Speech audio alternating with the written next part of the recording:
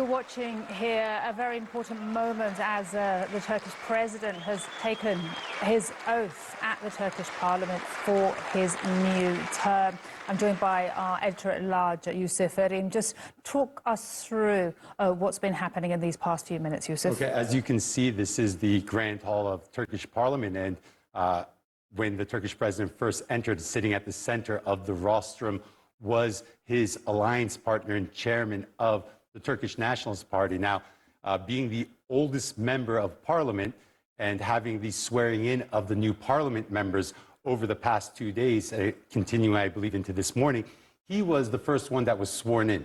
So being the first one that was, being the first member of parliament that was sworn in, he has the temporary acting duty of being the head of Turkish parliament. So as the head of Turkish parliament, temporarily until a new one is elected, he is the one overseeing his alliance partner, also the new Turkish president's swearing in as well. That's his capacity in there for those who are wondering why he's there. You're now seeing the Turkish president singing the national anthem along with all the members of parliament. As you can see, everyone in attendance, very, very crowded.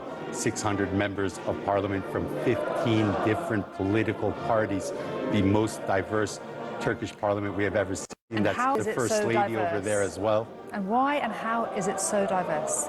I think one of the reasons why it's so diverse is because of the new Turkish presidential system. The way it's implemented in elections allows for many political parties to be able to pass the threshold and gain representation in parliament. Now, the Turkish president, as you can see, is shaking the hand of the acting head of Turkish parliament and also his alliance partner, and shaking the hands of the other dignitaries and parliamentary officials over there.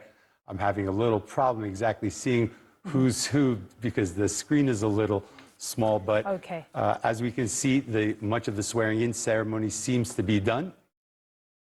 All right. We will take our viewers now to Ankara and get a feel for the atmosphere there. And you've just been watching the Turkish president take his oath of office in Parliament in the Grand Hall there as he begins his new term after winning last week's presidential runoff. All right, Hassan Abdullah is live for us in Ankara. Hassan, just talk through the importance of this moment and...